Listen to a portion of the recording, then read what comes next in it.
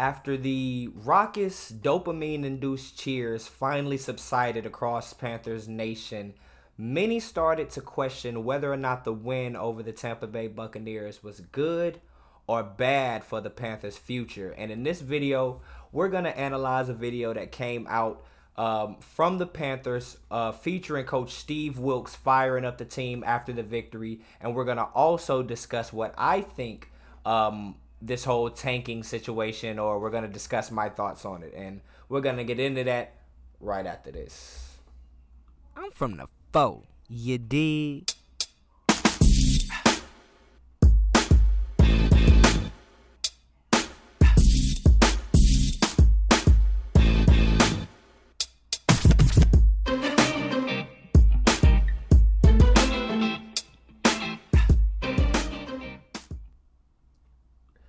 I am Jamario Rashad. This is a Carolina Panthers fan channel. Please do me a favor by hitting the like button and making sure you subscribe to the channel. And let's go ahead and get into this video of Coach Wilks. This group right here, you continue to overcome adversity.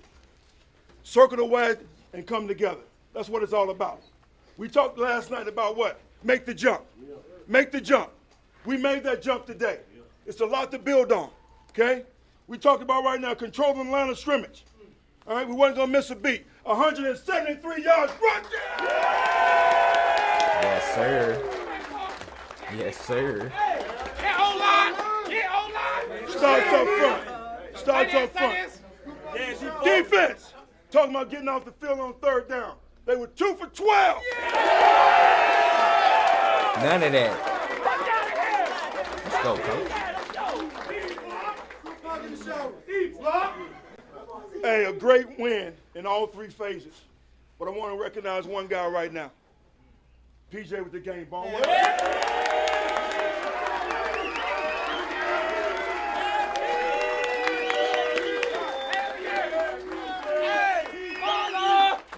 great job, defense. Y'all went out there and shut them the down. Offense, way to run the ball. Special teams, y'all did y'all job today, man. Y'all made every play y'all needed to. Hey, together on three.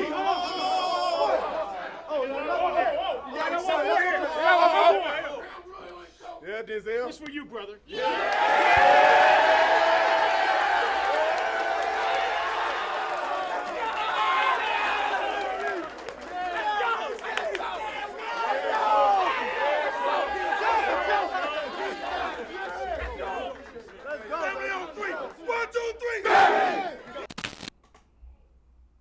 Man, that was great, man.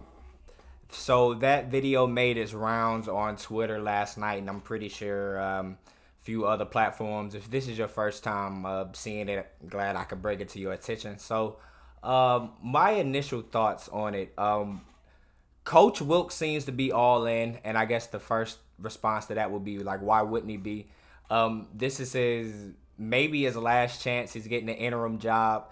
It went absolutely terrible in his first week. He came back, turned it completely around 180 degrees. Like, we're going completely in the opposite direction as it looks after this game. That may be a bit of an overreaction, but I don't see the players, which I don't think any players are ever in on any tanking. I think that's usually the decision made by the management, but these players, this coaching staff, I don't believe that any of them within that locker room thinks that this team is going into tank mode. And I truly do appreciate that from these guys. Like, they're going out there and putting their health and their safety and their futures on the line. Can't nobody be out there just like playing and saying, go half-hearted, do this. Like, no, man, you can go out there and break a collarbone because you're playing half-heartedly, and that's just unacceptable. And you don't want to play half-heartedly and let the man next to you get hurt because, oh, we're tanking and we're trying to lose. Nah, you're playing with people's lives, their parents, their daddies. You don't want to do that. Those guys have kids at home, man. Those are people's sons,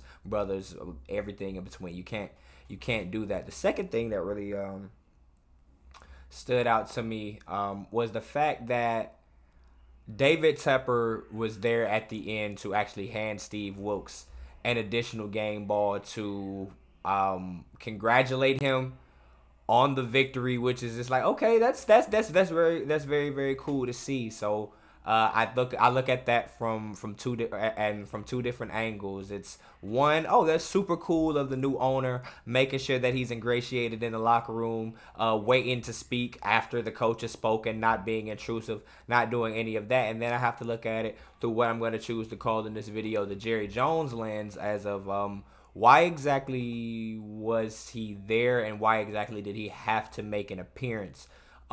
Skip Bayless has said or told a story about how he believes that David Tepper wants to run this organization similar to how Jerry Jones does the Cowboys, but man, you know all the reasons why that'll never be the case. This is Charlotte, not Dallas, but all of those things. So that just makes me think a little bit more about does he want to just be the rock star owner, this, that, and the third. But in this case, I'm not gonna say it was too big of a deal.